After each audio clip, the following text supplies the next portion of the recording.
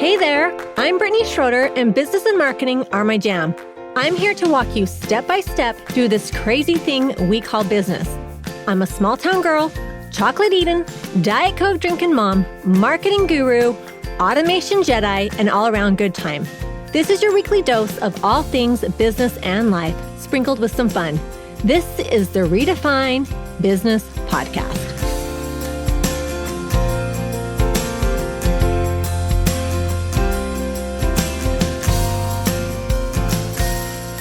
Welcome to another episode of Redefine Business Podcast. I am going to be doing something a little bit different in this podcast and the next few podcasts, and I'm really looking forward to sharing some of this knowledge with you. First of all, let me give you kind of the background. A few years ago, I stumbled across life coaching. It was shortly after my son had passed away, and someone introduced me to a life coaching podcast. Immediately, I was hooked. I've always been equally fascinated with psychology and self-help. So needless to say, I knew that I had to learn more. People were telling me, you should become a life coach. You're helping all these people. And I didn't really know what life coaching was at the time or really understand it. And I was thinking, what is life coaching? Is it like woohooey, like bring on the crystals? But I was wrong. And once I was exposed to it, I just was like, oh, this is incredible. So I ended up getting certified as a life coach, and it has been a game changer in both my business and in my life. I know I tend to be a little dramatic at times, but I'm being serious when I say life coaching has changed my life. So what does life coaching have to do with business? The answer is everything. It's everything. When we learn to deal with like overwhelm and stress and different relationships, and when we are good with ourselves, we can be good with other people. And when you have these tools, you're going to see such a change, such a shift in your life. So personal and business relationships are pivotal to the success of any business. And when you have strong personal relationships and connections, it allows you to excel because you have a strong support system.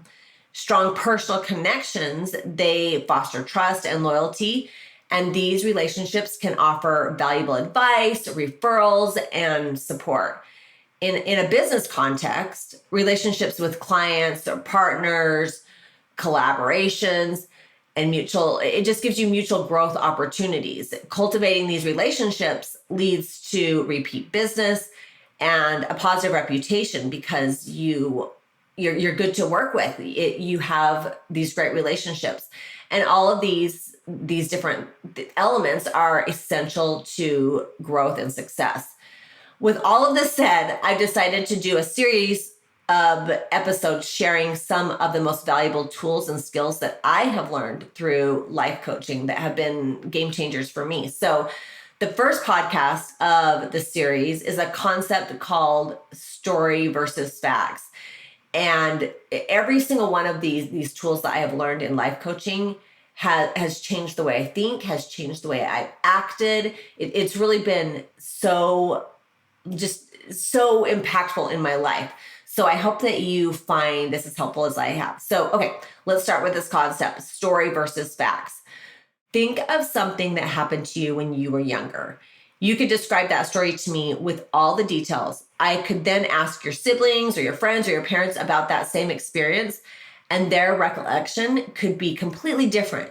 And here's the thing, our life is made up of these stories. We all perceive things in different ways. These are stories. Now let's talk about facts. A fact is something that everyone can agree on. For example, I'm a mom. If I went to court, it could be proven that I am a mom. I have birthed my children. I have raised my children. I'm a mom, right?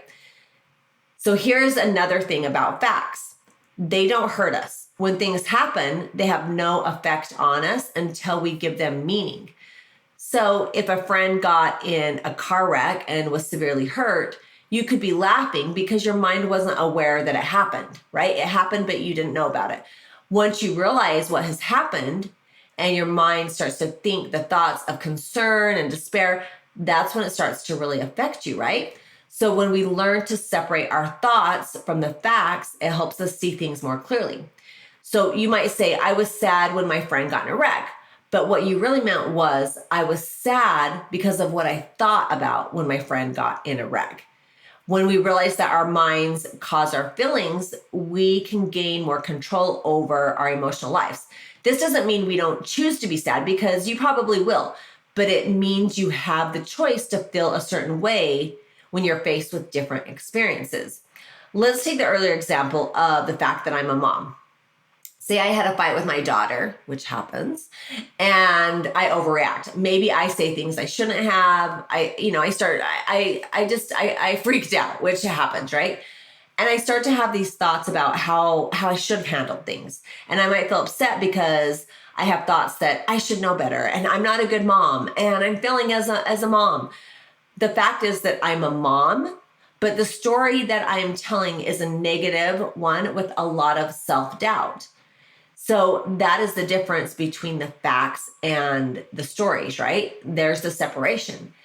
As we navigate through stress and overwhelm or disappointment in our business or in our life, we'll learn to separate the circumstance or the fact from the feeling. If you feel stressed about your work, understand the work does not make you stressed. It's the story or the thoughts that you're having that make you stressed. Oftentimes you have no control over our circumstances, right? Or the facts, but you do have control of how you think about it and the stories you create about it. The thing we do in our life because of our minds is sometimes we believe our stories so deeply that we think that they're facts when they really are not. It's important to remember that if the stories don't serve us or help us progress, then we need to take another look at what we're creating. Sometimes bad things, they do happen to good people. And sometimes it's good to share our trials and our memories. It's important to understand that it isn't useful to explain your current situation is caused by something that's happened in the past. But if you're holding on to something that happened in the past and it's affecting your present because of the thoughts and the stories, then it's not really serving you. And those are negative, and you have to learn to let those go. It's impossible to feel a feeling that you felt 5 years ago and then re-experience what happened, that circumstance, right? You are having a new thought about the past, and the only pain you're experiencing is the pain that you're creating right now. So if you feel shame or sorrow now, it's not because of what happened to you in the past, it's because of what you're currently thinking about what happened to you in the past. So people or experiences from your past don't have power over you now unless you let them. Or say something bad happened last week and you're still just like, you're dwelling on it and it's bringing you down. It's because of the thought that you're telling yourself. So don't let horrible experiences live on in your minds over and over. You have the choice to focus on all the good experiences or all the bad experiences. Make a decision what you want to do. The story that you tell about your past depends on what you're choosing to focus on.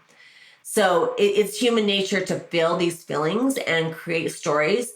But when you start to have awareness around the stories you're creating, you start to take control of your life. You start to create stories that will help you become the best you. We can change our thoughts, and it takes practice, to maybe a more positive self-talk. So you have to change those thoughts. So you can change, maybe you change that story or that self-talk to, I'm learning, or I'm doing the best that I can, or I'm improving. So when I have this experience with my daughter and maybe I feel like, oh, I didn't handle that very well, instead of saying I'm a bad mom, I can say I'm learning. I've never had a teenage daughter before. I've never had a 15-year-old daughter before. And I'm learning and I'm doing the best that I can, and change those negative self-thoughts to positive self-thoughts, right? So it takes a lot of work and it takes a lot of practice and a lot of awareness, but be patient with the process of changing your thoughts. The first step is always that awareness and recognizing, okay, I'm creating a story that isn't serving me. This isn't helping me. If you're feeling negative or you're feeling down, you start to realize like the awareness, because you realize that your stories that you're creating aren't helping you.